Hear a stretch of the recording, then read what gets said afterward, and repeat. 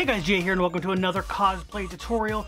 Today I'm going to be working on Cloud's shoulder armor again, but this time a different one, from Final Fantasy VII Advent Children. The rest of the costume has been built in other videos, and this is actually coming out in the middle of these videos for the rest of the costume. And you can find those on the Cosplay Work Vlog playlist, which I'll link up in the top corner as well as the description below. Now I'm not 100% sure if I'm going to do this or not, but I might make separate playlists for each costume that I do. I just won't have them up on the main page. You'd have to go like into my playlists and actually look through them. So I'll throw all of the Advent Children stuff, including the work vlogs as well as this tutorial, probably in that.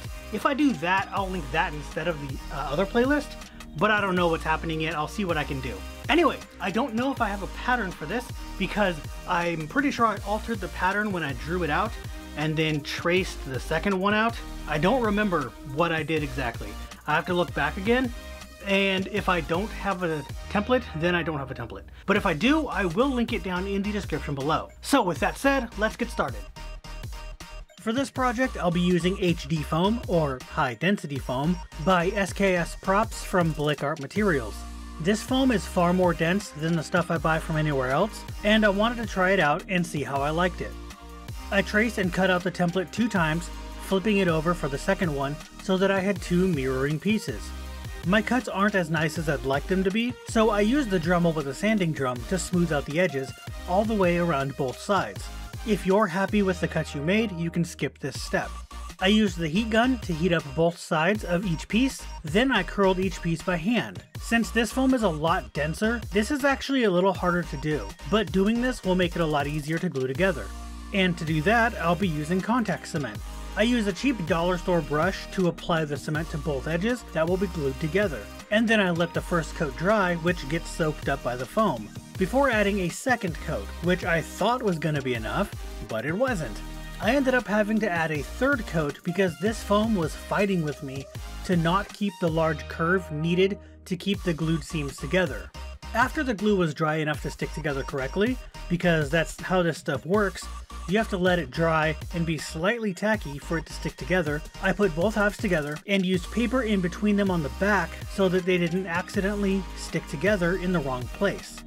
In the movie and all of the references, it looks like the armor is actually some type of leather that has a raised trim on the edge that's sewn down along that trim, as if to sew 2 layers of hardened leather together or something. I don't actually know. So I cut 2 long strips out of 2mm What the Foam. But don't do that if you plan to follow this tutorial exactly as I do it. I'll get into why later, but for now, just know that it'll be better to use normal 2mm foam. Trust me, your hands will thank you later. Anyway, I used super glue to attach the trim to the edge of the armor. Here's a basic idea of how it looks. I printed a photo of the wolf head and glued it to a circle of foam to simulate where it'll go. I laid some packing tape out on a bunch of cardboard and then added a few strips of blue painter's tape. This way I can trace out the circle of foam that I used to simulate the placement of the wolf head, take the blue tape off of the packing tape, and then put this where it'll be on the armor. Okay, so now here I'm trying something new, and it's fitting that I'm doing it on the HD foam by SKS Props, because this is a technique I also got from one of SKS Props' videos. I'm heating the surface of the foam with the heat gun, then using crumpled up aluminum foil and pressing it onto the foam pretty hard. This creates a leather-like texture, which is what I want. I do this on the entire surface, except for where the tape was, which I ended up just tracing out onto the foam so the heat gun wouldn't ruin the tape, which tells me exactly where the wolf head's going to go. Also, I should say this now, since I didn't seem to get footage of it, the stuff you can see on the seams is wood filler. This just helps hide the seam and it can be sanded down, which it is here. Cloud's armor is pretty damaged. It has a lot of chunks taken out of it, so I tried to figure out a good way to do that. I tested a lot of stuff out, from a wire brush to just running a sanding drum in a Dremel in the same spot, taking a chunk out, but what I found worked best was drawing the shape on of the damage, then using the Dremel to get the majority of it out, then taking my X-Acto knife with the main default blade that comes packaged with them, and scraping at the area that I sanded out, then using the heat gun on that to take the fuzzy bits down a bunch. Sometimes I also used a wire brush, but it didn't seem to make much of a difference. I also realized that I made the damages way too large, but there's nothing I can do about it and I don't want to start over. Everyone I talked to said it looks fine, so I'm just gonna go with it. Also, since I used the heat gun on it again, it started making the texture from the foil go away, so afterwards I redid all that texture again. Now all of the armor is ready to paint. I hit it with a few coats of Plastidip, then realized this is enough. It actually looks fine just like this. Okay, so I have to pause the shot here and explain. You see that trim? I added it off camera. This is what I was talking about earlier. As I said, his armor looks like the trim is sewn down. So that's exactly what I did. I used a needle and thread to hand stitch the entire trim. Twice, because there's 2 stitches. This was a nightmare, and it took about 6 hours to do one of them. The 2mm What the Foam is very hard to sew through. This is why I said to just use regular foam. It's far easier to sew through, and if you can, use black foam. You can see the 2mm foam poking out of the holes the needle made if you look closely, and I can't fix that because the thread needs to be gray. But whatever, let's go back to the video. I don't have the wolf head yet, as my friend will be 3D printing one for me that's with a resin printer, so for now I'll move on to the strap. This is footage from my work vlog for the side bag thing that he has. I made the straps at the same time as that, but off camera. So what you're seeing here is the straps to the bag. They're 100% exactly the same, just wider, making them much easier to see. All I do is cut a strip of fabric, fold in the edges, and then put 2 of those together back to back, and sew the edges shut. Pretty simple. I make 2 of these straps. The back one is far longer than the front one. Measurements will depend on your own body, but the back goes around to the front and has the buckle on it, while the other one is the strap with the hole that slides through the buckle. My straps are 3/4 of an inch wide because that's the size of the opening of my buckle, and I just hand sewed the buckle on. I also made the straps a lot longer than they needed to be, so I could make sure to have enough room to sew them onto some square rings and cut the excess off. I also just hand sewed those on. Now I need to connect the straps to the inside of the armor. I used some 6mm What the Foam because it's strong enough to not rip, but you can use plastic of some kind, like cut from a Tupperware lid or something. Just don't use regular EVA foam because it's way too easy to tear.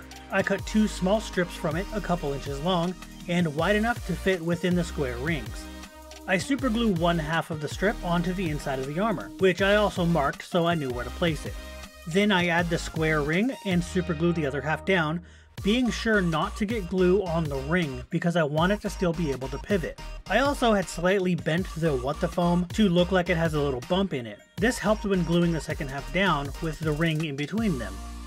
To finish off the build, and until I get the wolf head, I cut out a strip of 6mm What the Foam and contact cement it to the inside of the armor. But when I do this, I hold the strip curled away from the armor to manipulate it in a way where it can glue the pieces together while it's all curved. The foam the armor is made of was trying its hardest to go back to being flat, which opened up at the bottom a whole lot. So this will force it to stay in that curve.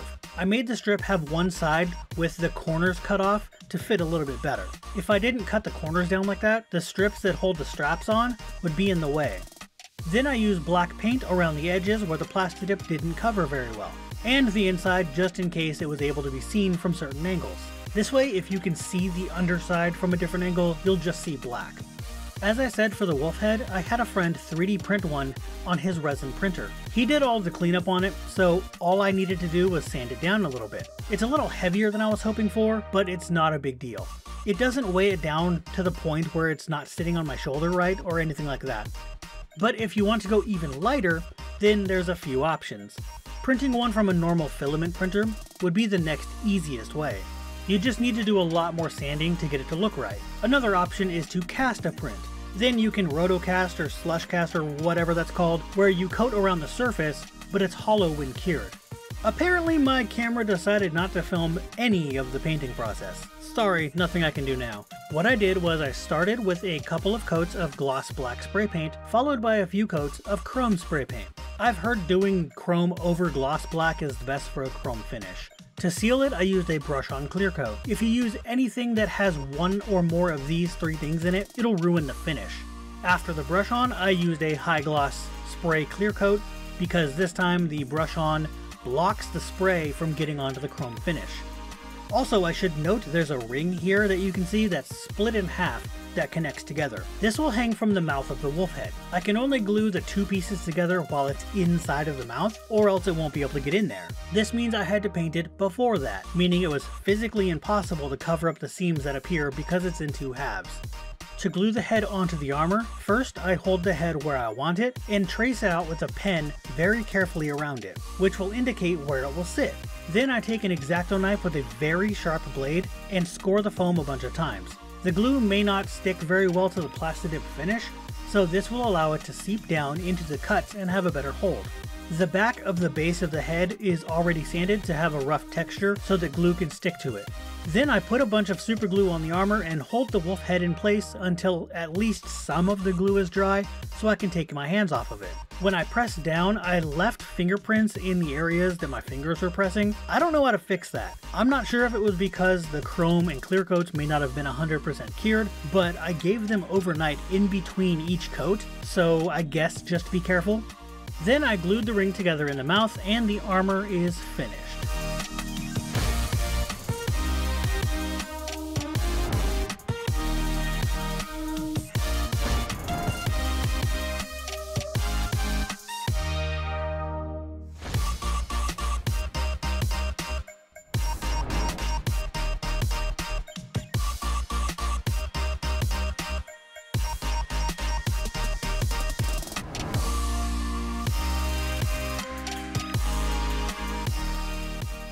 Alright, so there's the tutorial on how to make Cloud's Advent Children shoulder armor. One thing that I don't know if I mentioned in the actual tutorial section of this, when I put the head onto the armor itself, it got some fingerprints on it because I had to press down. I don't think everything was as dry as it could have been. It's either that or it just happens that way and there's nothing I can do about it. I don't know how to fix that or how to not do that. So that could happen, it could not happen, I don't know. But just be forewarned. Also, the little ring thing here that's in his mouth, that is two pieces, so it clicks together and I just glued it. There was absolutely no way to fill in the seams on either side, because in order to glue this together, it has to be in his mouth already, but I can't paint it when it's in his mouth. So there was nothing I could do there, just gonna have to get over it. If you can figure out something else to do for that, go right ahead. So that's going to be it for this video. If you like it, go ahead and hit that thumbs up, subscribe for more, and I'll see you guys later.